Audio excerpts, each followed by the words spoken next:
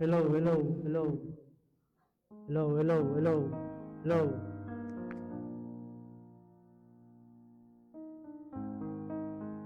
Hello, hello.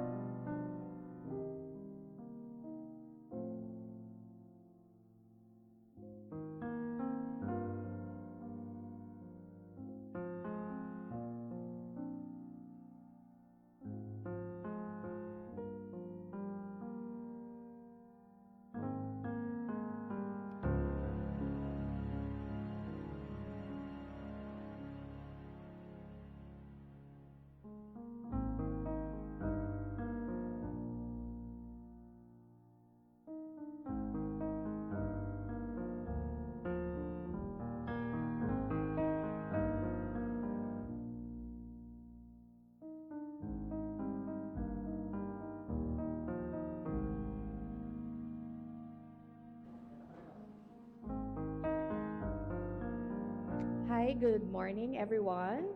So again, welcome to our first EMSH Health Bus for the year, and this is for the National Cancer Awareness Month. So for our topic today is a cancer talk. Forewarned, forearmed. To be prepared is half the victory with our special lecturer, Dr. Roy Justin Labriaga. So for our program, let's start first with our prayer. We would like to call Ma'am Gracie Sarmiento to lead us to prayer. Okay, buddy, let's stand up for the give presence to the reverence to our Lord God. Let's bow our heads. Let's pray. Lord God, Lord Jesus, sa oras na ito, we are thankful for this moment, Panginoon Diyos, that we are about to hear, Panginoon, at talk about cancer. We are praying, Father God, na magkaroon ng enlightenment ang bawat isa, Panginoon Diyos, and ikaw, Panginoon Diyos, ang mag-guide, magbigay ng wisdom sa aming speaker, Dr. Gabriaga, Panginoon Diyos, upang ang bawat sa amin na magkaroon ng awareness. Dalayan ko, Panginoon Diyos, na all throughout ng aming talk, Panginoon, ay kayo po ang makakasama namin, my God. And naging helpful din to, Panginoon, sa mga makakapanood sa FB Live and sa mga future, Panginoon, na event na mapapresent itong video na ito, Panginoon, magkakaroon ng awareness ang mga tao. Ito nga po aming sa dalangin, sa matamis na pangalan ng Panginoon Jesus. Amen. Amen. Thank you, Ma'am Gracie. Let's take our seats. So, we would like to take this opportunity, since our Evangelista Medical Specialty Hospital will be soon opening our cancer treatment unit. So, ito po yung aming pangunahing mga lectures na we're going to share to our employees and to our patients and to their families as well. Para at least meron tayong awareness, sense of awareness. So, and that is the first thing in any battle, no? So, to start our lecture, we would like to ask our HR and legal head, Ma'am Rosalina Antaya, to give the opening remarks.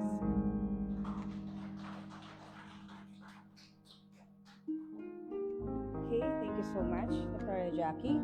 Good afternoon, everyone, co-workers, our distinguished speaker, and our Facebook Live audience and followers.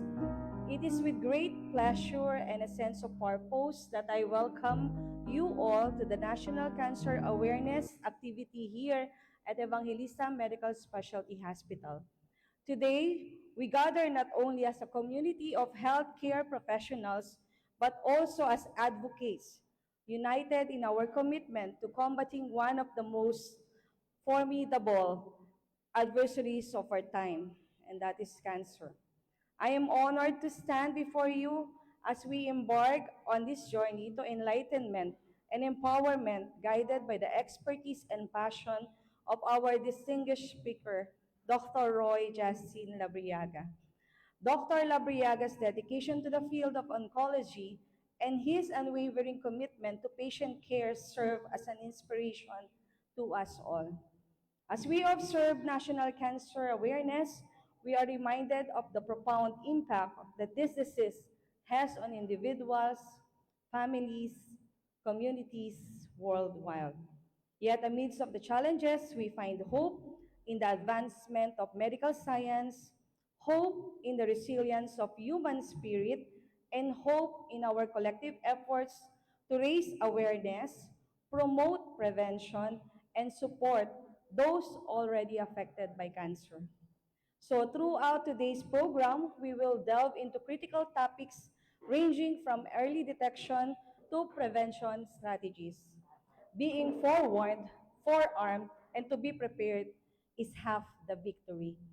So I encourage each and every one of you to actively engage in today's discussion, to ask questions, to share your insights, for it is through dialogue, collaboration, and education that we can effect meaningful change and ultimately strives towards a future where cancer is no longer a source of fear, but rather testament to the power of human resilience and innovation.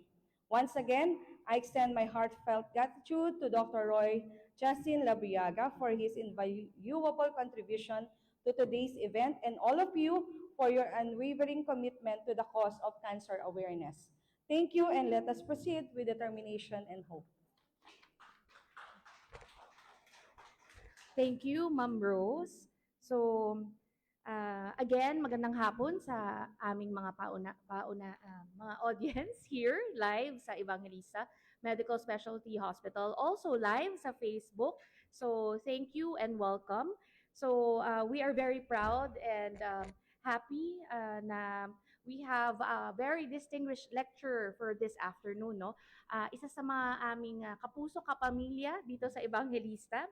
Again, sabi nga ni Ma'am Rose, knowledge is and knowing is our advantage, and then knowledge is power, ika nga. So for this afternoon, our speaker completed his fellowship training in medical oncology in Makati Medical Center and completed his internal medicine residency program in Makati Medical Center, and also graduated Doctor of Medicine in the Faculty of Medicine and Surgery in the Royal Pontifical College, University of Santo Tomas. He is also a member as a fellow in the Philippine College of Physicians, a fellow in the Philippine Society in Medical Oncology, member in European Society of Medical Oncology, and a member in Makati Medical Society. He is our head of cancer treatment unit, soon opening here in Evangelista Medical Specialty Hospital. Without further ado, let us give a round of applause to Dr. Roy Labriaga.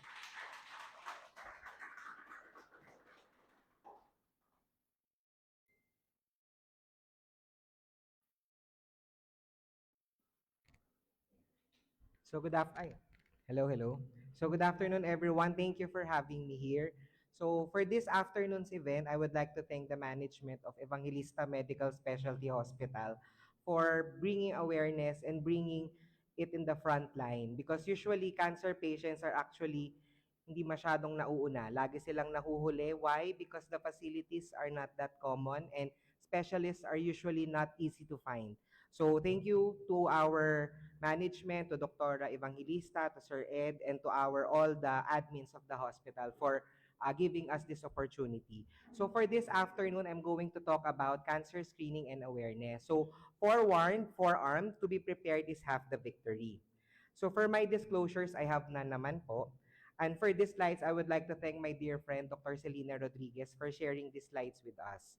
So for the outline of my lecture for this afternoon, so we'll delve into the statistics of cancer. What are the overview of common cancer, the risk factors, the prevention and screening, and some of the diagnosis and treatment. It will not be long, don't worry. Okay, so this is the data coming from the Cancer Today showing the different data for the cancer. So this is the absolute number for Asia, Europe, North America, and the like. But I will move forward a little bit because medyo overwhelming siya. But this slide shows you that the incidence of cancer in the world is actually same lang din in our own setup in the Philippines. So the incidence is usually breast cancer yung leading for female, prostate for male, and for the mortality on the other side of the spectrum naman, the red line. So let's move forward. Okay. So yan. So in the Philippines, a total of 188,976 cases are diagnosed for cancer each day. So the number of deaths could be around 113,369. And the number of the prevalent cases for 5 years is usually around 466,012. Now, in the incident, so new cancer cases for males are actually around 83,000 and for females is around 105,000. So as you can see, there is somewhat a predilection for the female gender, but usually it differs naman kasi male and female have different cancers na magiging at risk sila. So mamaya makikita nyo po yung mga yon. Now, yan. So for the top cancers, ano-ano nga ba yun, Doc? So for males, we have the lung as the leading cause of cancer, colorectal, prostate, followed by liver and leukemia. For females, syempre nandyan pa rin yung breast cancer, second is colorectal, third is cervix, fourth is lung, and fifth is ovary. Now, if we combine both genders, then we will have breast cancer as the leading cause of cancer. Remember, males can also have breast cancer. So it's not really for the female lang. But it's somewhat not as common, but it still can happen. Now, second is lung, third is colorectal, fourth is liver, and fifth is prostate. So let's talk about the most common cancer for females. So we have breast cancer. So breast cancer is the world's most prevalent cancer that occurs in every country of the world in women at any age after puberty. So it means that as long as the breast develops, every female is at risk of developing breast cancer. So roughly half of all breast cancer occur in women with no specific age factors other than sex and age. So what does this mean? Breast cancer can develop anytime and to anyone. Doc, anong risk factor pwede lang siyang lumabas bigla? That is still the most common reason for having cancer. Okay? Now, approximately 0.5 to 1% of breast cancers occur in men. So, nakita nyo, hindi lang siya for female. There's also male breast cancer which is very difficult to diagnose because hindi naman develop ang breast ng mga lalaki. Okay? So overview of breast cancer is that what is cancer? So cancer are abnormal cells that grow out of control from tumors. So for breast cancer, so they begin inside the milk ducts. So nakikita niyo po, kung yung milk ducts is where the milk is being produced if you have a baby, and or the milk producing lobules of the breast. Now these cells can spread in the nearby breast tissue, which is invasion, and which creates now your tumors. Now, invasive cancers can spread to nearby lymph nodes or other organs, or in a medical term, it's called metastasize. In Tagalog, it's called kumakalat. So, yun yung term na yon. When you hear the word metastasize, it's kumakalat. Its ability to spread from one organ to another. That is the distinguishing characteristic of any cancer cell because you have benign tumors. But for cancer, that is one of the hallmark that defines cancer, its ability to spread and to go somewhere else. Okay? So what are the risk factors? So for breast cancer, female gender is still the strongest breast cancer risk factor. Why? Because of the effect of the hormones, estrogen. Remember, you have your monthly cycle, and one of which is the surge of estrogen. Now, when there is an increasing level of estrogen, tumataas po yung level ng estrogen sa body, that coincides with the development of the breast. Kaya kung mapapansin nyo po at certain times of the month, you will feel some tenderness or parang changes dun sa breast nyo if you're doing your monthly self-breast examination. Now, for family history of breast cancer, it increases, especially if you have first-degree relative. But most women with breast cancer do not have a known family history of the disease. For the genetics, inherited high penetrance gene mutations greatly increase cancer. So ano ibig sabihin ba pag genetics, Doc? Ito yung component ng ating cell when they divide. Ito yung blueprint. Okay, yung genetics natin. Now, somewhere in that blueprint, nagkakaroon ng faulty mechanism that would trigger or that would elicit cancer growth or development ng cancer. So, ang most common na mutation na narinig nyo is yung BRCA1 and BRCA2, which is pinasikat kasi ito ni Angelina Jolie. So, iano natin siya. We have to commend her for that kasi it increased a lot of awareness to women. And PALB2. Now, certain risk factors that increase breast cancer includes obesity, harmful use of alcohol, history of radiation, reproductive history such as an early menstrual periods, and tobacco use and postmenopausal hormone therapy. Now, I would like to emphasize yung obesity. Dok, bakit ba pag obese, mataas yung risk ng cancer? Remember that one of the drivers for cancer growth in women is the effect of the hormone.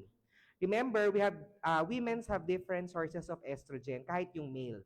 And one of which is fat cells. So obesity means marami kang fats. So marami kang sources of estrogen on top of your ovaries. Okay, so remember that. So maintaining a good weight, later makikita nyo, is somewhat a protective effect for women. Now, half of breast cancers develop in women who have no identifiable risk factor other than the gender and the age, which is over 40 years. Now, what are the signs and symptoms? So, the symptoms may include breast lump or thickening o yung bukol na nakakapa. Minsan may kirot o minsan wala naman. Changes in size, shape, or appearance of the breast, dimpling, redness, pitting, or other changes in the skin, change in nipple appearance or the surrounding nipple or the areola complex, abnormal or bloody fluid from the nipple, yung mga discharges, and this may be non-specific and caused by metastasis. So, most common first detectable site of spread is usually the lymph nodes under the arm. Cancerous cells may spread to other organs such as the lungs, liver, bones, giving rise to cancer-related symptoms such as your bone pain, cough, or headaches. Now, usually, you have to know your anatomy. That's what I tell my patients. Kasi each women, iba-iba yung breast, di ba? So, if you know your anatomy, you know there's something wrong. And that is the first way for you to seek consult. Kasi hindi ka naman pwedeng magpatingin, hindi ka naman makakaramdam kung hindi mo alam yung itsura ng sarili mo. So, I want to take this time to give you na assignment. Look yourself in front of a mirror, and tignan mo yung sarili mo. And you should be familiar with your appearance kasi any changes might save your life. Okay? So, for breast cancer screening, so the USPTF recommends women 50 to 74 years old at an average risk for breast cancer get mammogram every 2 years. Women who are 40 to 49 should consult with their healthcare provider about when to start and how often to get a mammogram. So, mammogram is the x-ray of the breast, and it's the best way to find breast cancer early for most women. So, mammogram is actually an x-ray. So, wag na kayong masyadong matakot. I would like to correct the notion na masakit ang mammogram. Yes, masakit siya in a way because iniipit, but we have newer technologies wherein the breast is not that masyadong ini-squeeze na because the machine tends to recreate and create the image of the breast na mas maganda. Kumbaga sa TV, high resolution. So, don't be afraid, okay? Kasi sabihin ng mga parents natin, actually, nanay ko is one of my example, she's really scared of mammogram, but I told her, Mami, bago na yung machine, di na yan masakit. Ayun, natuwa naman siya. So she encourages all her friends na rin to have mammogram. Okay? So for breast cancer, so the first is still clinical breast exam. So it could either be done by a doctor or a nurse that uses his or her hands to fill lumps for other changes. Now, the next is your breast self-awareness. So ito yung sinasabi ko kanina, being familiar with how one's breast look and feel. So, tignan mo yung sarili mo sa salamin, huwag ka lang suot ng damit. Kasi maraming nami-miss out because you don't pay attention to your body or yourself. Mas gusto mo pang makimarites kaysa tignan mo muna yung sarili mo. Now, breast self-examination can help one notice symptoms such as lumps, pain, or changes in size. Any deviation from the usual. So, ibig sabihin, any deviation from the usual can lead you to a consult. So dapat alam mo yung baseline mo.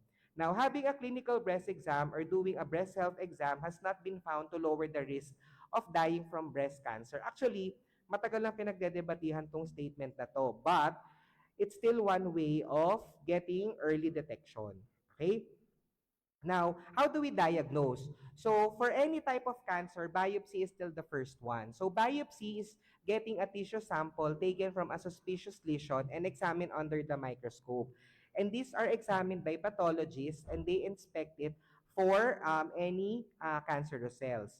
Now, for imaging tests, it could either be an X-ray, CT scans, ultrasounds, which can determine how much the cancer has spread in the body. So, we usually have step by step. So please consult your doctor kasi you could be overwhelmed by all this diagnostic examination. But luckily, our hospital is now equipped with CT scan. So maganda po yun. Okay? So for the treatment naman, it depends on the type of cancer, especially for the breast. I usually tell my patients, may personality din ng breast cancer.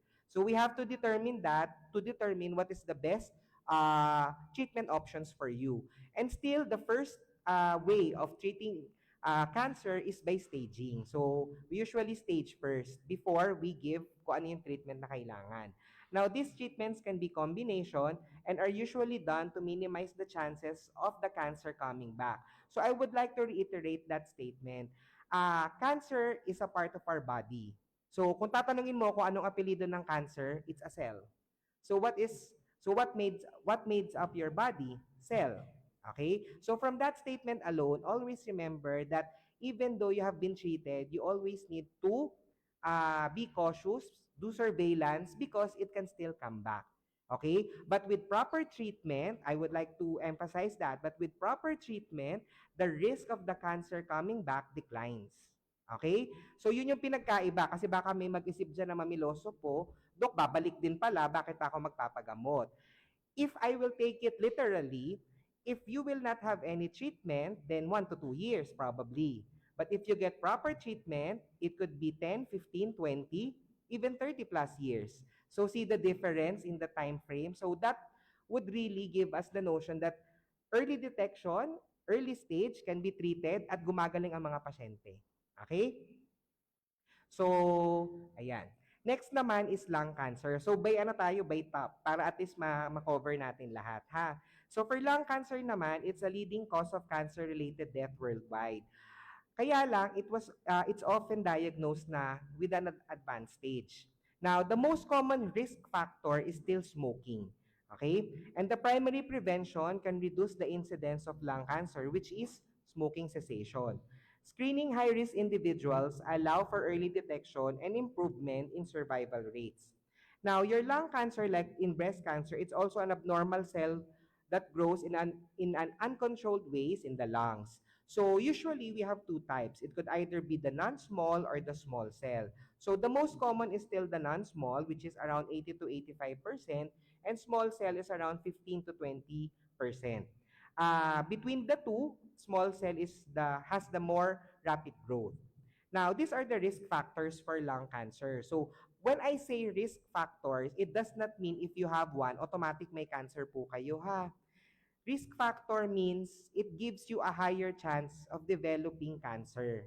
Okay? So, kasi 'di ba, baka may mamiloso po na naman. Marami kasi ako na-encounter na kapitbahay eh. So, usually, sabihin nila smoking. But not all have lung cancer, but it increases your risk. Okay? So, for smoking, tobacco, so this includes your cigarettes, cigars, and pipes. And this is the primary risk factor for lung cancer. Now, lung cancer can also affect those who are non-smokers. Medyo broad kasi yung topic na to. Maybe they are exposed to second-hand smoke or third-hand smoke. If you say second-hand, ito yung katabi mo naninigarilyo, ikaw hindi ka naninigarilyo, nalanghap mo. Third-hand, yung isang tao naninigarilyo, pumasok ka sa bahay niya, pero walang naninigarilyo at that time, na-expose ka na din kasi dumidikit yun sa mga sa surroundings. So yan, no, exposure to second-hand smoke. Also, we could have occupational hazards, meaning these are things that we get exposed to that would increase our risk of developing lung cancers. So example natin dito yung mga asbestos, radon, and certain chemicals. So kung ang bahay nyo ay medyo luma at kayo ay nagpapapalit ng tubo, mag-ingat po kayo kasi mostly yung asbestos, these are used in pipes na yung mga sinauna. So make sure na kung alam nyo na asbestos yon, meron talagang specific way of removing that. Kasi if you're exposed to it, then you take it forever. Now, air pollution is also one, and some hereditary cancer syndromes, and especially previous chronic lung diseases. So, yung last statement natin usually stems din sa smoking. Okay? Doc, question, vaping. Right now, we don't have enough data for vaping. Pero ganyan din yung nangyari kasi 50 years, 60 years ago sa smoking. Okay? Di ba nung panahon ng Hapon, World War II era, post-war era, lakas manigarilyo ng mga tao, sabi nila okay lang. The data came in lang around 1970s saying that smoking is really a risk factor for lung cancer. So nakita niyo po yung yung tawag dito, yung time frame for it to be talagang ma-document. So for vaping right now, we don't have any data, but still it's the same banana. So exposure, vape, yung kanyang fumes, and sometimes yung chemicals din na nasa loob. Okay? So, what are the symptoms of lung cancer? So, usually, it's the cough that do not go away. Doc, how long is long? Usually, we screen patients for cough having more than 2 weeks na. So, pag more than 2 weeks na yung cough nyo, hindi na yan normal. Please, wag nyo na po siyang tiisin. Have a consult with your friendly pulmonologist so that magawan kayo ng mga tests. Kasi it could either be infectious, such as TB, or it could be dreaded, such as your lung cancer. It could also have chest pain, shortness of breath, coughing up blood, which is also common sa TB, fatigue, weight loss with no known cause, and lung infections that keep coming back.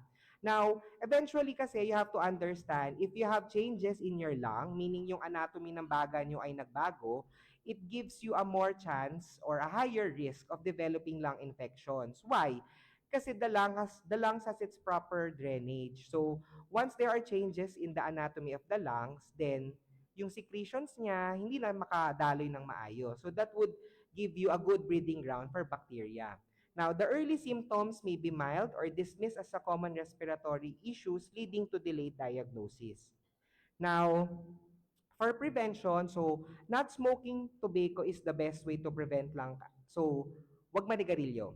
Other risk factors to include is avoid secondhand smoke, air pollution, avoid workplace hazards like chemicals and asbestos. But if you really need to work on it, we have PPEs.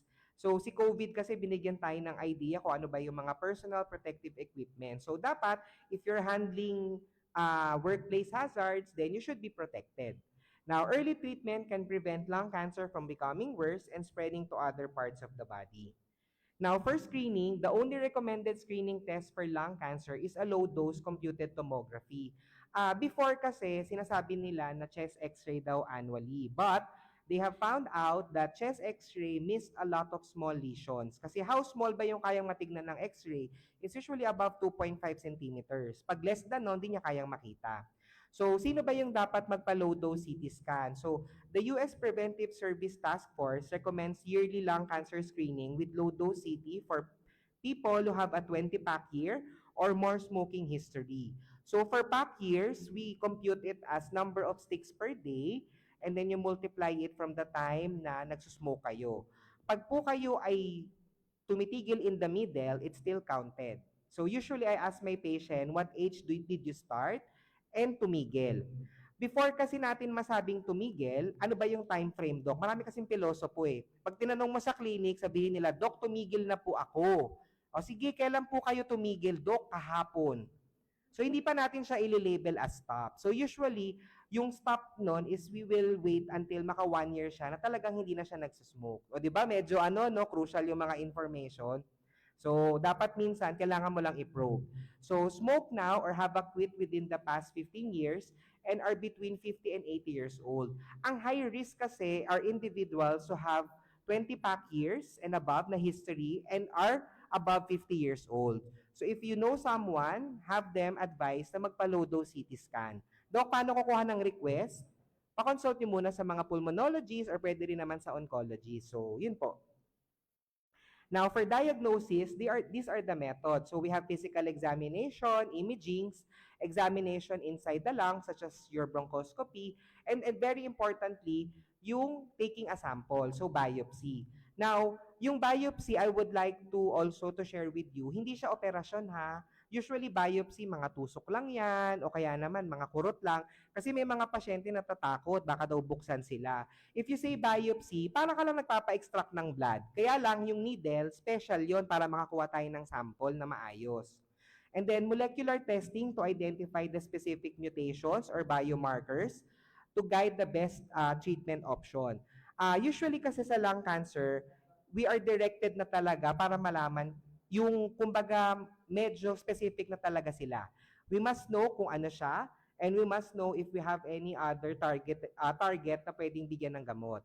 So for treatment and care, so treatments are based on the type. So yun nga, so we need biopsy and how much it has spread and the person's medical history. Early detection of lung cancer can lead to better treatment outcomes. Why? Kasi if you're not yet stage 4 or hindi pa siya kumakalat, our aim is still to cure you. Gumaling po kayo. Now, the treatments includes this combination. Surgery, radiotherapy, pwede. Chemotherapy, depends on the stage, or targeted therapy and immunotherapy. Now, I usually tell my patients na cancer treatment is a multidisciplinary approach. So, we are a team. So, I am not I. So, we are a team. So, remember, ang walis tingting, hindi ka makakawalis kung mag-isa ka lang. Ganun din po sa cancer treatment. Kailangan po tulong-tulong. So next is your colorectal cancer. So colorectal cancer is one of the highest prevailing cancers. Lagi siyang nasa top 5. So colorectal cancer is a type of cancer that affects the colon. So yung colon po natin nag-uumpisa siya doon sa junction ng small intestine and large intestine. So nandito yan. So ito yung start ng colon mo. So this is called your ascending, transverse, descending, sigmoid, hanggang rectum. So itong habang to, lahat yan pwedeng tubuan ng bukol. Okay? So risk of colorectal cancers increases with age and most cases affect people over 50 years old. So regular screenings are crucial for early detection. Now, ito yung usually maraming question. So ano ba yung mga risk factors? So factors that may increase colorectal cancer is one, includes age, family history. So if you have a family member who have colon cancer, you have to take note of it. Plus, anong edad sila na-diagnose. Very important yon. So it increases as associated with the family history of colorectal cancer. Why? Because there are certain genetic conditions such as your Lynch syndrome or familial adenomatous polyposis or yung FAP na nagpapa-increase ng risk for colon cancer. Now, personal history, increased risk in those who have had colorectal cancer before or certain types of polyps. Now, lifestyle factors includes increased risk with unhealthy lifestyle choices, diet high in processed meats and low in fruits and vegetables, who have sedentary behavior, obesity, smoking, and excessive alcohol consumption. Dok, ano ba yung mga mararamdaman namin? So, the usual common symptoms are, one, changes in bowel habits. So kagaya sa breast cancer, you should know yourself. Ano ba yung habit mo? Everyday ka ba? Every other day ka ba? Sa tingin mo ba gaano kadami yung lumalabas na dumi mo? Dapat alam mo rin yon. Kasi any changes or discrepancy dun sa usual mo, magtataka ka bakit naging ganon. Now, it could either be diarrhea or constipation or narrowing of the stool. So usually ako, tinatanong ko yung mga patients na naisip kung may colon cancer, kung kamusta yung itsura ng dumi nila. So minsan sabihin nila, Dok naman, kadiri ka. Siyempre, tignan mo yung dumi mo para malaman mo kung may mali. Malay mo, may ibang sumama pala doon. So, be familiar, okay? So, pasintabi na lang po sa ating mga audience na kumakain. Okay? So next is blood in the stool. So it could either be fresh blood, yung pula, or it could either be dark or yung tinatawag nating melena. Now, abdominal cramps, pains or bloating, and sudden unexplained and unintentional weight loss, fatigue, or minsan anemia. Usually, it's iron deficiency due to chronic bleeding, causing fatigue, weakness, and pallor. And usually, I'd like to emphasize this statement. Colorectal cancer often has no symptoms in the early stages. Okay? Why? Kasi hindi pa siya sapat para mag-cause ng symptoms. Remember, symptoms in cancer in general only appears if they are big enough to cause problem. Tandaan niyo po yun na if they are only big enough to cause problem. If they are not big enough to cause any problem, wala silang naiipit, wala silang nababarahan, hindi mo yan malalaman unless magpatingin ka.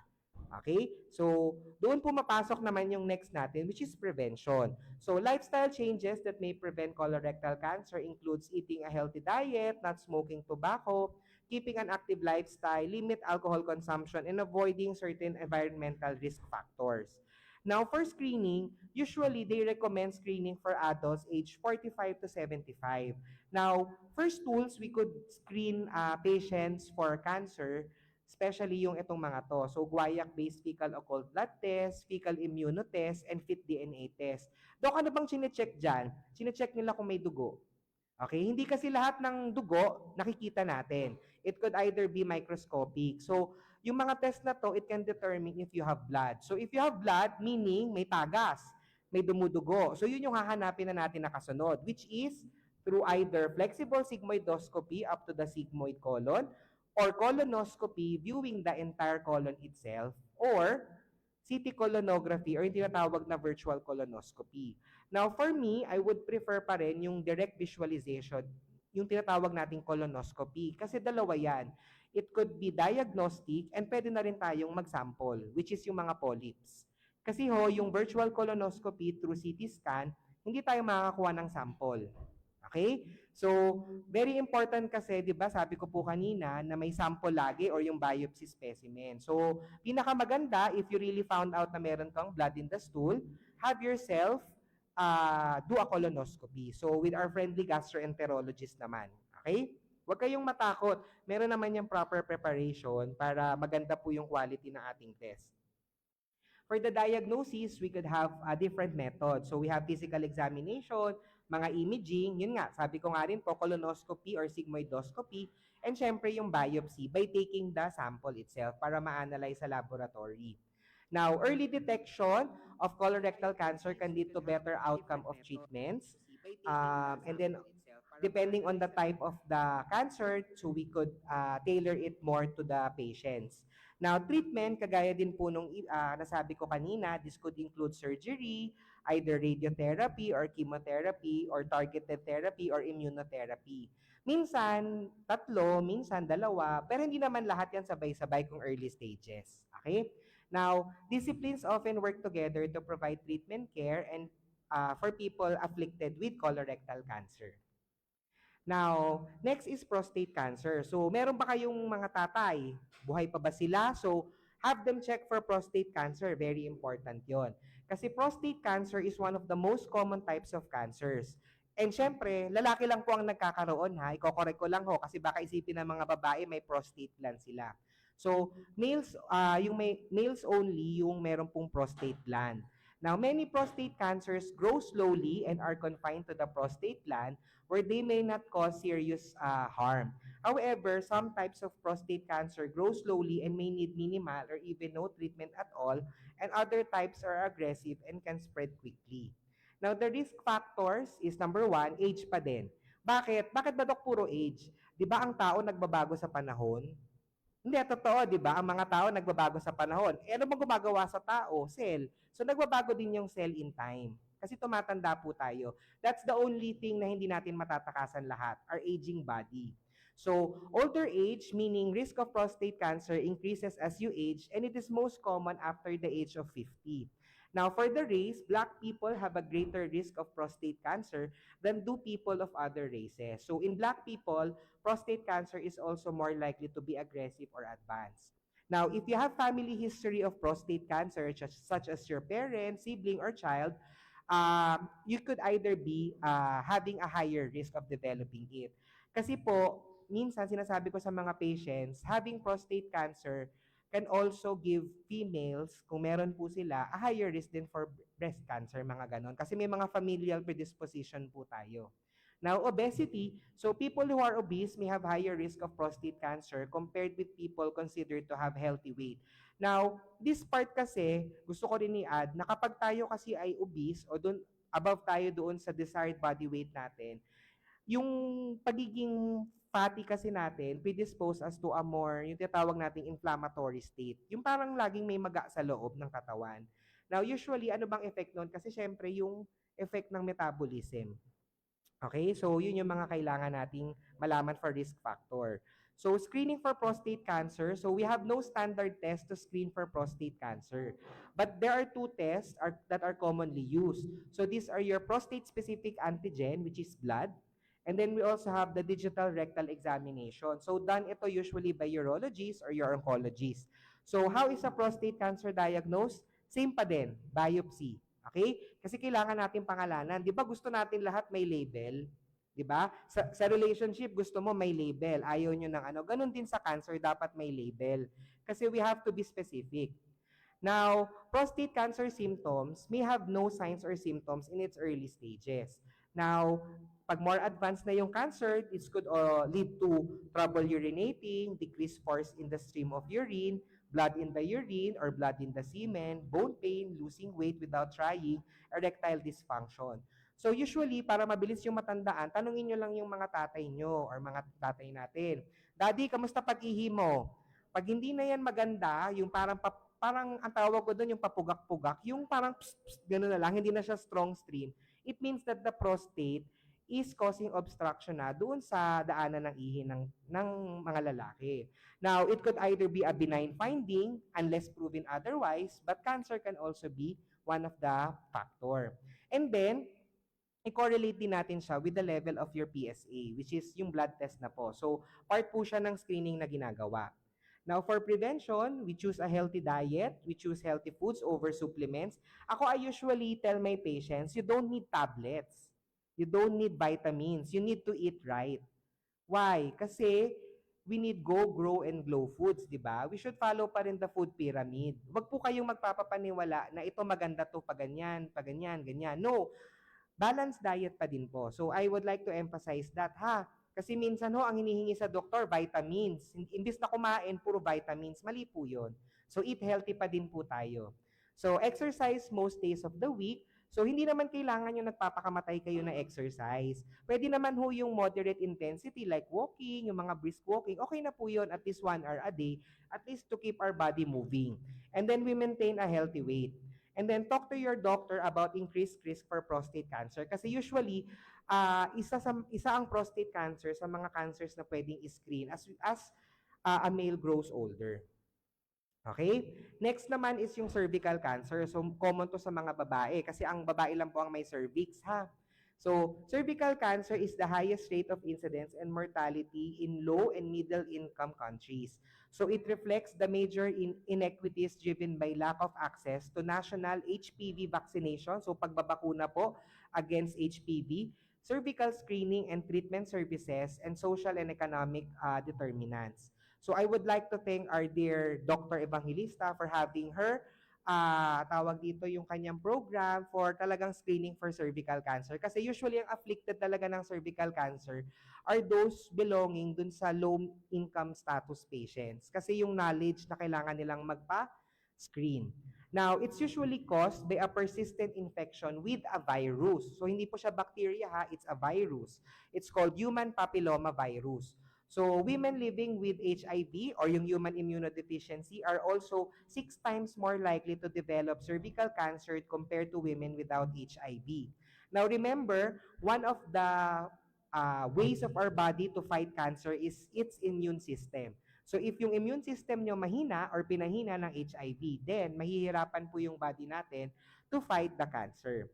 Now, prophylactic vaccination against your human papilloma virus and screening and treatment of precancerous lesions are effective ways in preventing cervical cancer and are very cost-effective.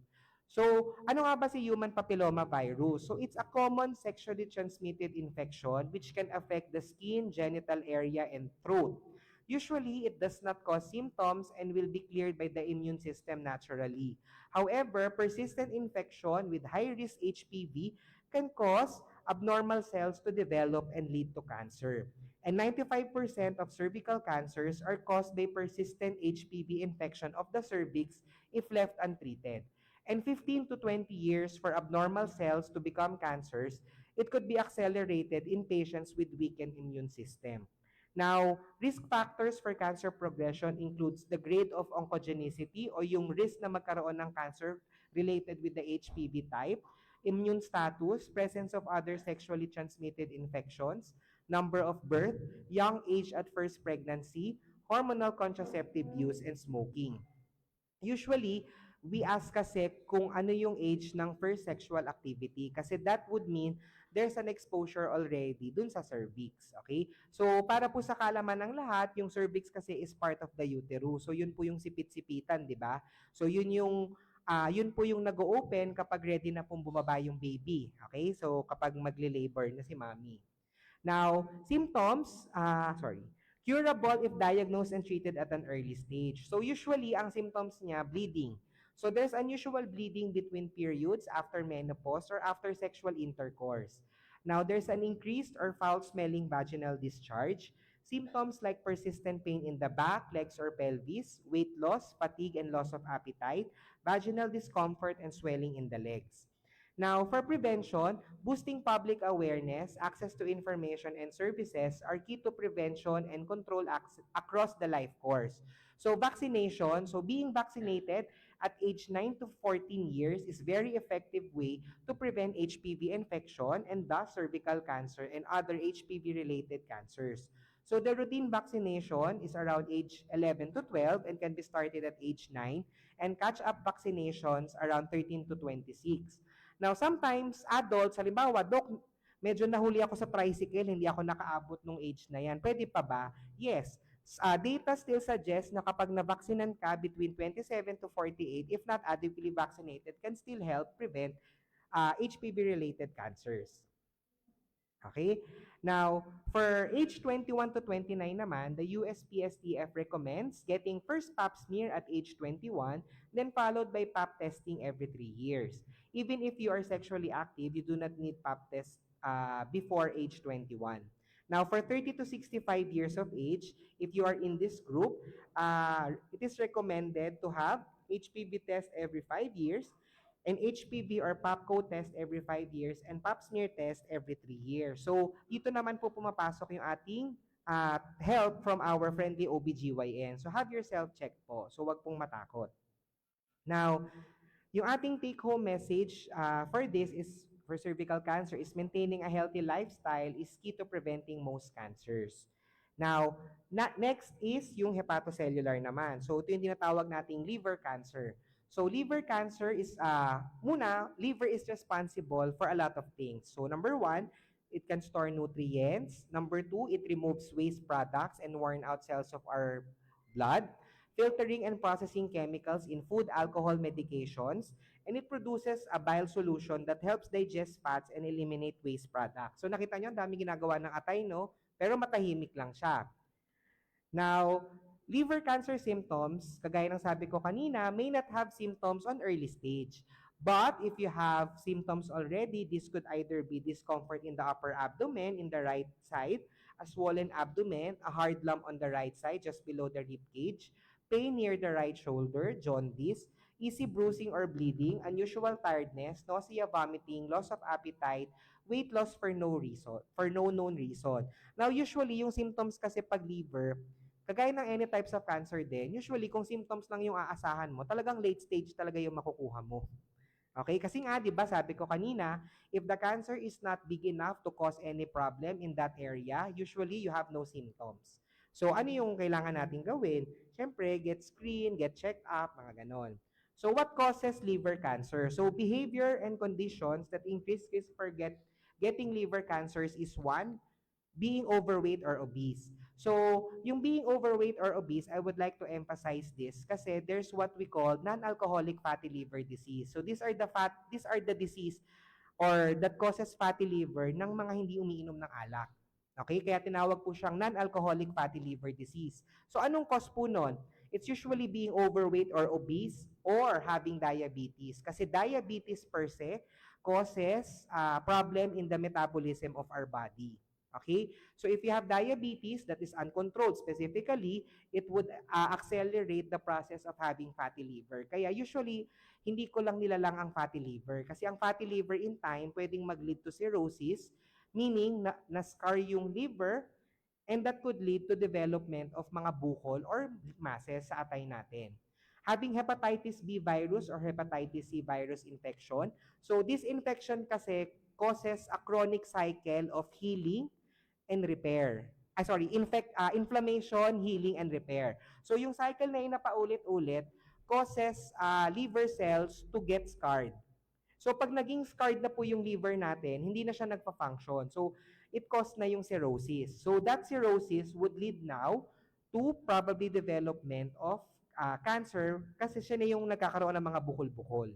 Smoking cigarettes, drinking alcohol, and then yan, yung sabi ko nga sa'yo, having cirrhosis, so yung scarring of the liver which can also be caused by hepatitis, alcohol use, and yung sinabi ko din kanina, non-alcoholic fatty liver disease. Kasi we should be aware kasi yung culture ng Filipinos, we love to eat.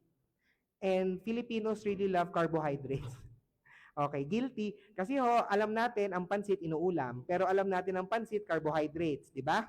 So ibig sabihin yung diet kasi natin, talagang predisposed tayo mag-develop ng mga chronic diseases. Di ba pansin nyo, lahat tayo may kasalanan din sa ganito. So, yun nga, so eat well. Having diabetes, having hemochromatosis, so ito yung condition where the body takes up and stores more iron than it needs. So, mag-ingat po kayo sa pag-iinom ng iron supplements. I usually tell my patients, be careful, huwag kang inom ng mga iron supplements. Unless, sinabi ng doktor mo at kailangan mo. Why? Kasi you have to know that iron, hindi siya nalalabas basta-basta ng katawan. So, pag pumasok na siya sa loob at nasobrahan ka, maiimbak lang siya at pupunta siya somewhere. Okay? So, kung hindi mo siya kailangan, don't drink iron. Kaya anong gagawin? Consult your doctor para at least malaman. Kasi if, for example, you're dealing with anemia, balikan natin si colon cancer, baka naman kasi may dumudugo. Di ba? Kaya lagi kang anemic. Or baka naman kasi meron kang familial na condition, yung tinatawag nating thalassemia. Yung sa pamilya nyo, lahat kayo anemic, pero yung pala, genetics pala yun. Hindi yun binibigyan ng iron. So see, there's a big difference. Kaya huwag kayong basta-basta iinom without proper guidance ng doktor. Now, eating foods that have aflatoxin. So yung aflatoxin, ito yung nakikita mo sa mga nuts na, yung parang green, yun eh. So a fungus, ito yung fungus that can grow on foods such as grains and nuts that have not been stored properly. So it can increase your risk for liver cancer. So for prevention, so one, maintaining a healthy weight, getting vaccinated against hepatitis B. So I would like to commend yung OB friends natin. 'Di ba pag nagbubuntis ang babae kasama ang screening ng hepatitis? So hindi lang siya pang baby, para din kay mommy 'yon kasi it prevents problem in the future. Now, recommended for all infants at birth and for adults who may be at increased risk. So, thankfully, we have the government project na yung expanded program in immunization wherein kasama na talaga yung pagbabakuna ng hepatitis sa mga bata. Now, depende na lang po sa age bracket natin kung nandun kayo sa generation ng mga baby boomers na hindi sigurado kung nabakunahan, bantayan na lang natin. Okay? Pero kung wala namang signs, they could still be vaccinated. Now, getting tested for hepatitis C. So that's also one of the preventive ways. Now, usually kasi, tatanungin niyo ako, Doc, saan ba nakukuha ang hepatitis? Kanina mo pa sinasabi yung hepatitis B and C. So, hepatitis B and C are viral infections that can affect your liver. So, usually, hepatitis C goes with hepatitis B. So, sa hepatitis B yung alamin natin. So, hepatitis B can be transmitted in a lot of ways. Number one, yung mga blood products na hindi na-screen. Pero usually naman, our blood banks have very strict measures in screening blood. Number two, mother to child. Si mother may hepatitis, hindi aware, napasa kay baby. Hindi pina-check up si baby sa pedya, napasa ulit niya. Okay? Sexual intercourse or sexual activity na unprotected. Kaya being faithful is really one of our kailangan gawin. Tapos, for work naman, like for example, those people working in the hospital, yung mga needle prick injuries, exposure to blood products, hindi mo pala alam, meron palang hepatitis yung patient. Kaya we usually follow yung tinatawag nating standard precautions in dealing with these certain types of specimens. Okay? Do not smoke can also decrease your risk, and do not drink alcoholic beverages. Now, for the screening, for those who have increased risk for liver cancer, may benefit through ultrasound and blood test. So usually, kapag ikaw ay hepatitis B infected, ultrasound every 6 months and blood test with tumor markers. But for me, I usually, in my practice, I usually add CT scan then as an adjunct for ultrasound just to increase the sensitivity, especially for patients na talagang chronic o matagal na talagang may hepatitis B infection. Kasi yun yung mga pasyente na dapat talaga nating bantayan. Okay? Now, as a takeaway message, so these are the different ways we can reduce cancer risk from the World Health Organization. So, do not smoke or use any form of tobacco. Make your home smoke free. Enjoy a healthy diet. Breastfeeding reduces the mother's cancer risk. Vaccinate your children against hepatitis B and HPV, and as well as adults then get vaccinated. Avoid too much sun or use sun protection. Reduce indoor and outdoor air pollution. Be physically active. Limit alcohol intake and take part in organized cancer screening programs. And then for my take-home message, be knowledgeable and discerning about what you hear and what you do, especially in our times na ang daming social media and ang daming experts. I am not pertaining to a specific individual, but please be careful on what you hear on the internet. Okay? Sometimes views ang kanilang driving force. So please still consult your specialist if you have any questions so that early detection, early treatment can save lives. But I would also emphasize, kahit late stages po, we can still do something for our patients. Okay? So with that, I thank you and happy Cancer Awareness Month. Salamat po.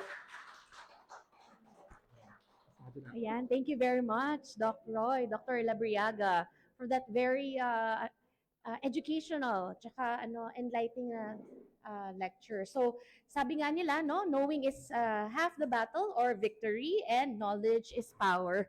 So, always remember, ang ating patients at relatives is already part of the medical team. So, kailangan talaga equip sila with the knowledge at saka yung mga ganitong kaalaman para po makatulong, no, sa compliance at saka choice of treatments. So, next part of our program is the question and answer portion. So, while we're waiting, our live audience can also input their questions para sa ating sa dialogue or sa chat box.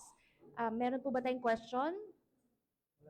Okay. So, pag may question, please post. Tapos also here sa live audience natin. So, habang pino-formulate nyo yung question natin, so, ang tawag dito, hindi lang pala maga sa labas, pero maga sa loob din pala ang kailangan natin i-worry, no?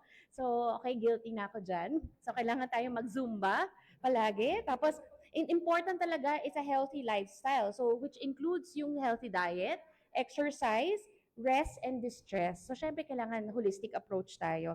And also, of course, the very gist and important message for today's lecture is early detection through early screening talaga is very important. So luckily, no, dito sa Evangelista Medical Specialty Hospital, we have a wide array of specialists. So lahat ng na-mention ni Doktor, meron po tayo dito sa Evangelista. So from our oncologists, gastro, pulmonologists, OBGYN, internal medicine, and much more. So na-mention din po ni Dr. Labriaga, our women's health here sa Evangelista Medical Specialty Hospital as one of the site for the Johns Hopkins program, no, for the HPV DNA cervical cancer screening. So we also go to different LGU, local government units, no, para din to share yung ating partnership with Johns Hopkins po. And then our cancer treatment unit is also opening soon. So stay tuned po yan. So again, we're very lucky to have Dr. Labriaga. Sabi nga daw nila, in one journal, no, sa Global Oncology, this was published 2022. The title is Geographic Distribution of Cancer Care Providers in the Philippines. And also during our MICA na conference in the South, in Tagaytay, sabi nila, for the population of almost 110 million of the Filipinos here in our country, there's a total of 348 medical oncologists. And we're so lucky, nagulat nga sila, we're so lucky sa Evangelista, we have 2 from the 348. So, thank you very much, Dr. Labriaga, for being part of the family here sa Evangelista. So, any questions do we have sa ating audience? Meron po ba? O, sa Facebook. How about po sa breast cancer? How about po? Ano pong ano? Yung screening. Ayan po. So siguro po for the screening for breast cancer. So usually we advise mammogram. So I before I answer that, so we have Dr. Alcantara Uy, our other medical oncologist po. So yun. So for the screening, so usually ho 40 years and above, you could have mammogram. But for patients who have higher risk, then pwede tayo magkaroon ng mga special tests like your breast MRI. Pero ako, I usually goes hand in hand kasi yung mammogram and breast ultrasound. Kasi sometimes there are information in mammogram na hindi nakikita and only breast ultrasound can see it. So, mas magandang sabay din sila. Pero for a general population, at least kapag nag-40 and above, at least magpa-mammogram na kayo kahit once every 2 years. Para at least you know your status. Pero kagaya nung sabi ko kanina, know yourself. Tingnan mo yung sarili mo sa salamin. Kasi bago ka magpa-mammogram, tingnan mo muna kung may mali. Baka naman pala hindi napantay yung dibdib mo. Yung isa pala, nakapasok na yung nipple. Yung mga ganun ba? So kahit wala ka pang mammogram, this could lead to health-seeking behavior. Yun kasi yung gusto nating ma-achieve ng bawat Pilipino, yung pagiging health-seeking behavior, yung pagkakaroon ng health-seeking behavior. Lagi ko nga sinasabi sa mga pasyente ko, kung may bago kang kotse, may insurance eh. Bakit yung may-ari wala, hindi nagpapatingin? So, yun po yung aking take-home message for that. Follow-up question ni Hmm. ma'am. I have breast cancer stage 4 with bone mets na po. Patient here, natural lang po ba sumasakit ng buto ng 1 week at nilalagnat? Ano pong pwedeng Okay. remedy? So, usually, depende kasi yan. So, may question tayo, stage 4 na with bone mets. Hindi ko alam yung specific details of the case, but sometimes, if you have bone mets kasi, we give bisphosphonates, yung mga zoledronic acid, or yung mga RANKL inhibitor, yung mga denosumab. Now, usually, if you have zoledronic acid as a treatment, minsan, pwede ka magkaroon ng mga fever episodes. Okay? Pero, kagaya nga nung sabi ko, just to be safe, please consult with your oncologist. Kasi di ba sabi ko kanina, having cancers meaning you could have higher risk for infections. Di ba? Minsan sa lung cancer, mga ganon. So, better consult pa din. Okay? Pero kung benign naman ho, pwede naman paracetamol para at least lang para sa fever and for the pain. Pero ang lagi kong sinasabi, please consult with your doctor kasi alam niya yung history mo eh. Kasi mahirap 'di ba pag sa atin pag di natin alam yung buong history, mahirap din natin magbigay ng opinion na ano. Pero sa akin, yun po yung aking answer for that question. How How about about GIS? GIS? Do you handle? So for medical oncology po, ang delineation kasi namin with the hematologist is that medical oncologist treat solid organ malignancies, meaning may mga bukol po. So sabi ko nga sa mga patient ko, from head to toe, basta may bukol po doon and it's cancer, it could be treated by a medical oncologist po. One of the team members po yun. Dr. Alcantara, samahan mo naman ako dito. So, hello. Ayun. So, that's why we're very lucky actually sa Evangelista Medical Specialty Hospital. As I was saying, we have two very good oncologists, medical oncologists, Dr. Labrigaga and Dr. Alcantara. So, napakaswerte. Let's give them a round of applause. Maliban po that, also, we have, na-mention yung hematologist. We also have a hematologist here in Evangelista. So, very lucky po na we have everyone in one roof po. And plus, na-mention nyo yung sa CT scan, which is 192 slices na po tayo. So, very equipped na po ang ating mga facilities dito sa hospital. Do we have any other question in the audience, live audience? To add also doon sa sinabi ni Doc Jackie, we also have Dr. Aliave, our gyne-onco. Our surgeons then in the house are actually treating cancers din. Di ba sabi ko sa inyo, we are part of a team. So sa walis ting-ting, isa lang akong ting. Kailangan ko pa ng ting-ting. So kailangan natin ng kasama. So Evangelista Hospital has the specialty naman ng mga doctors para to cater for the needs of our patients. We have a question Yes in the po. audience. Hi, good afternoon po, Doc. I'm Faith po from Laboratory Department.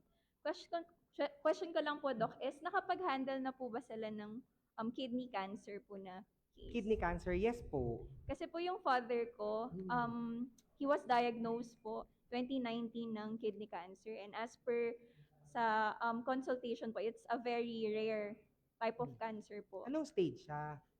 Actually, nung na-diagnose po siya is malignant na po siya agad. Anong stage? Wala pang sinabi? Wala pong sinabi Ah, si okay. Doc. Pero nag-undergo pa po siya ng nephrectomy. Opo. So, yung rare na sinasabi mo, hindi naman siya super rare na hindi nagkakaroon, okay? So, usually kidney cancers, on a general population, hindi siya doon nasa top 10 lagi. Pero sa Philippines ho, lagi siyang may lumalabas every once in a while. And usually, for patients to get screened, number one is to know, kung alam mo yung dumi mo, know your urine. Kasi the most common pa din na symptoms ng kidney cancer is usually blood in the urine or hematuria. Okay? Now, usually, kung hindi naman nagkaroon ng symptoms yung patient, kagaya nga ng sabi ko, minsan it's an incidental finding. When we say incidental finding, nagpa-lab test lang po yung patient for a general checkup na ultrasound, nakita po doon may bukol pala sa kidney. So, kagaya po nung sabi ko kanina, sometimes, di ba yung cancers, when they are early, they don't have symptoms. Kaya often they are not known kasi wala naman tayong way to know them unless yung isang tao na yon ay may tinatawag na health-seeking behavior, meaning siya mismo nagkukusang magpa-check up. Kasi ang pasyenteng nagpapa-check up, madali ho kasing malaman kung ano yung problema kasi ho, nagagawa natin yung mga dapat gawin. Okay? Now, for the specifics nung case, better kung gusto mo, pag-usapan natin. Kasi very broad kasi ang treatment for kidney cancer. Especially, we have to know the stage to better give the plan for care. Okay, thank you. Okay, thank you very much. We would like also to share, no, our laboratory is at tertiary level already. So, congratulations kay Evangelista Medical Specialty Hospital. So, we can do that screening as well for cancer screening. Okay, do we have any other questions sa ating floor or live audience? Okay, congratulations, Dr. Labriano. Ting, ting, ting. Team approach, yes. Yeah. Kasi 'di ba? Kasi sinasabi nila, kasi I usually tell my patients, hindi kami mataas. We are part of a team. Okay? So, napag-alaman po na in cancer care in the Philippines, so there was a paper in PGH that was published na a multidisciplinary cancer care team really gives a good survival outcome for patients. So, kailangan talaga natin magtulong-tulong. Actually, hindi lang yan doctors. I would like to include the laboratory, the social worker, the nurses, syempre the support of our external factors like yung mga LGUs, government organization, NGOs, kasi cancer treatment is really expensive. Pero there are ways that we could help and we just need to tap them. And with the help of each other, tulong-tulong tayo, then we can achieve yung tinatawag natin na cure for cancer, na especially sa mga early stages. Okay, so please, if you have any family member, friend na medyo takot or parang in denial, encourage them. Okay? I always tell my patients, family, na wag mo nang sisihin yung pasyenteng may cancer kung bakit hindi siya nagpatingin. It will not do them any good. Okay? Having cancer is really a tough experience for an individual, especially emotionally, financially, yung mga ganong aspeto. So please don't add the burden na. Encourage them to be treated. Okay? Kasi that's the first step. The first step is acceptance for patients na mayroong problema. And the next thing, tuloy-tuloy na yan. Okay? So, yun lang po. Do you have any other questions pa po? We have a question sa floor po. Apo. Hello, Doc. I'm Miss Rose from HR, legal. Question lang, Doc, kasi ang alam ko sa laboratory, meron tayong mga blood screening test Yes. for Mga cancer tumor or markers. tumor markers like CA125 or ano nga ba yun? Marami yan. Opo. CEA, Opo, CA125, yes, 19-9. So, how would you Kailangan ba recommend, natin? Okay. that to be part of the screening? For example, for those patients na wala namang nakakapanglam, wala namang symptoms. So, kasi hindi siya nabanggit, if in what age will we start screening or ano po ba yung pinaka-best screening talaga? Can we start first on laboratories or on imaging po? Okay. Thank you. Thank you, Ma'am Rose, for that question. Actually, tumor markers kasi, number one, is not used to diagnose cancer. Okay? For most cancers po talaga, tumor markers are not used to diagnose them. They are used to augment the diagnostic finding of other tests that could lead to a certain types of cancer. Now, for example ho, nagpa-extract lang tayo ng tumor marker at mataas. It does not mean already na you have cancer. Kasi sometimes po, yung body natin when they are stressed, having inflammation, can make these tumor markers high. So, ano po yung ating nire-recommend? We still go with the screening test. Now, sad to say po, not all cancers have screening tests. Kasi when you say screening tests, these are tests that are used so that it would be cost-effective for an agency like the government or insurance company to detect more patients na with fewer costs. Okay? So, to answer your question, hindi po siya recommended initially, but if you have findings, then we could use it. Tumor markers are used also sometimes for monitoring response. Minsan as a surrogate marker if you're already on treatment. Okay? But for initial screening, I would still go first with the thorough history. That's very important. Physical examination. And to augment those two, we need to do the certain imaging tests or diagnostic examinations. Okay? Kasi baka ma-confuse po kayo kasi ang dami eh. Especially yung iba, gusto lahat, paano yung oncopanel. Sa akin po kasi, sometimes it can cause more stress than good. Stress is one of the risk factor for cancer. So, wag ka na magpaka-stress. Okay? So we have sa ating online na audience. So may free cancer screening po ba anywhere in the Philippines? So as we mentioned already, yung sa HPV DNA cervical cancer screening, we're offering from Johns Hopkins, now Evangelista Medical Specialty Hospital is a partner as well. So pumupunta kami iba-ibang LGU. So soon we'll be posting in our Facebook kung ano po yung sa susunod naming schedule. Dr. Labriaga, baka you have other areas? So for example, for cancer screening na free, usually you could consult government hospitals na medyo big. Hindi po yung not all government hospital kasi are capable of diagnosing and treating cancer. So usually yung mga big hospitals like yung mga PGH, mga ganon, yung mga DOH hospitals natin, usually they are equipped with the screening modality for cancers. Okay?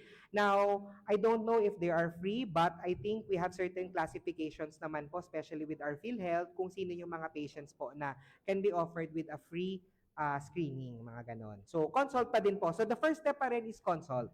Okay? Okay, we have a question sa live audience. Hi, Go Doc. ahead, ma'am. Good afternoon. Good afternoon. Carla po. Yung husband ko died for stomach cancer, gastric cancer, stage 4. I believe kasi parang sinabi nila is hereditary daw siya. Mm-mm. So, yung mga anak ko is 18 and 20 years old. Kailan ko sila pwede nang ipa-screen? I think nag-usap na tayo, pero mag-start, gusto ko na Yes. sanang mag-start for my 20 years Okay. old. So usually po, one of the ng gastric cancer, yes, it can be hereditary. And usually, maganda talaga yung mga screening, especially for those high-risk groups, especially if you have one in the family. One, we could do early endoscopy. Okay? Yung sisilipin po yung stomach agad. The problem is kasi with stomach cancer, it could either have a tumor, meaning doon sa gitna ng stomach may bukol, or mismo lang nangangapal lang yung lining ng stomach. And sometimes it's very difficult to find it. Now, if for example naman na you want to be more specific, then we could refer you to what we call mga genetic experts. Okay? Because there are certain tests now that we could do, like yung mga genetic testing, to know if you have certain mutations in the genes. So we could use that as an adjunct. Yun lang, medyo costly lang po siya, pero kumbaga, there's another way of finding it rather than doing mga imaging, mga ganon. So we could refer you or your significant others doon sa mga tinatawag nating specialist pa. Isang beses lang po yun sa lifetime nila or we will do it every 5 years? It depends, okay? Kung sa genetic screening, kung yung genetics mismo, pwedeng gawin yun na isang beses para malaman mo na yung mga mutations. Pero for the screening, meaning kagaya po nung sa ibang cancer, it can usually done periodically. Para po may checking tayo kasi we need to have a good baseline na we don't have any evidence of disease. And then, as we move forward, kasi diba tumatanda po tayo, we need to have checking ulit. Parang kotse, lagi kong sinasabi sa mga patient, may PMS. Okay? So yun, especially for high-risk group. Kasi ang hirap, kasi ang gastric cancer is not that common. Hindi siya rare, na sobrang rare, pero hindi naman siya sobrang dami din. So, pero tama kayo na yes, it can be linked to a genetic problem. Ano siya, Linitis plastica. So, yung Yes. lining nga yung sa kanya. So, Yes. hindi siya nakikita. Mahirap sa siyang iba. ma-detect, yeah. So, kagaya nung sa inyo, that's one difficult na ma-diagnose. Kaya usually we augment it. with endoscopy, kasi titignan yung loob, then we do scanning. Kasi very important yon. Doon minsan pumapasok din yung benefit ng PET CT scan. So it's a CT scan plus a positron emission testing. So we inject tracers to go to certain cells na malakas yung uptake for that tracers. Now usually if they go there, ang usual sinasabi ko sa mga patient, matatakaw yung mga yon, and most probably they are cancers or pwedeng inflammation. But still, it's better to know, lalo na yung sa part na ganon. Dali ko sila sa inyo. Sige, no problem. And then we can do the genetic testing. I could refer you to a doctor kasi magandang ma-screen din sila. Kasi ang problem lang po, sometimes cancer-related syndromes can be interconnected with other organs din. So at least malaman po kasi meron tayo mga tinatawag na risk-reducing surgeries for patients na high risk, but we have to counsel them kasi there are changes sa buhay nila. Okay? And very important yung counseling. Kasi syempre, ano ba yung alam ng 18 years old, 19 years old? Ang focus nila, mag-aral, have their future big, di ba? Mga ganon. So we really have to counsel them kasi they have to understand na if they have these certain risk factors, they have to be more vigilant and careful. Thank you. So Thank we you, have Doc. an online question. Is GIST can be detected earlier po? Yung GIST po, yes, it can be detected early, but hindi siya kasama kasi sa screening. So, usually, if you have high index of suspicion lang, doon natin siya pwedeng malaman. Okay? Medyo mahirap kasi ang GIST, pwede siyang tumubo anywhere inside the body. Pwede siyang sa stomach, sa labas ng stomach, doon sa mga muscles, mga ganon. So, minsan, kapag meron po kayong napansin na irregular, then, have a consult. And please, don't be scared sa biopsy. Okay? Kasi lagi pong ganun nagpakonsulta, nung in-advise na ng biopsy, ayaw na, umatras na. Di ba sabi ko kanina, yung biopsy ang magpapangalan dun sa cancer. So we have to do, and we have to know kasi. Okay? So yun po. Okay, for the next question, ano po yung sinasabing 5 years rule sa cancer? Is this true po? 5-year rule or 5-year survival? Usually kasi ang naririnig nyo, di ba, pag 5 years, yun yung survival. So usually, doon natin tinitignan if the treatment is really good na nag-cause siya ng survival benefit sa isang pasyente. Okay? Pero, wag po kayong mag-isip na 5 years lang itatagal ng buhay ng cancer patient. Kasi pag tamang gamutan, pwede pong tumagal yan ng 15, 20, 25. Minsan I would like to emphasize, minsan iba pa po yung kinaka-exit ng mga pasyente. Kasi minsan naatake sa puso, nauntog, nalaglag, na aksidente, o di ba may cancer sila pero iba yung in-exit nila. So please, wag pong isara agad yung hope ng mga patients natin, ha? So, thank you very much mga questions, So, meron pa po tayong questions. Parang kailangan yata ng part 2 ito, Doktor.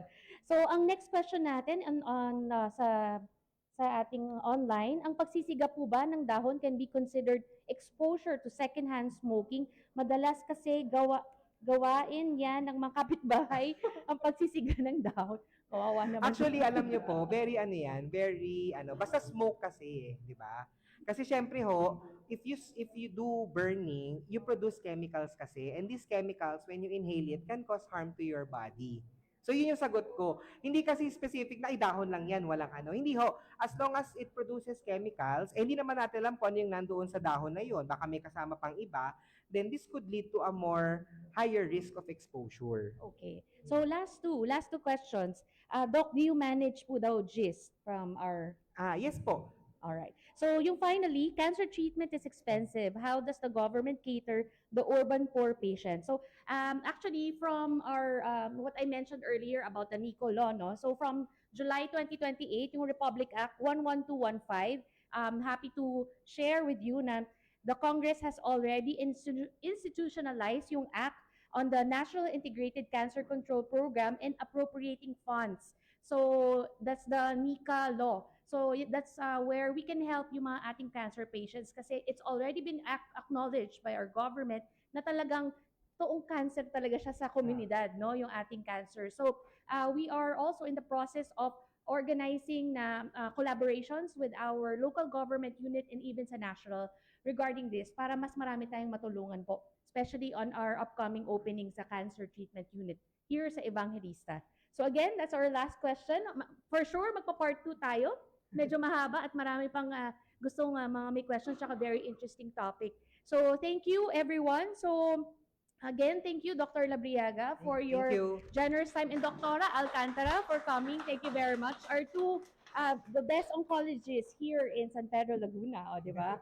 So again, please stay tuned in the EMSH Facebook for our other next lay forum. So again, see you in our next Health Buzz. Again, your host, Dr. Zamora, Assistant Medical Director of EMSH. Thank you. Thank you, everyone. Thank you.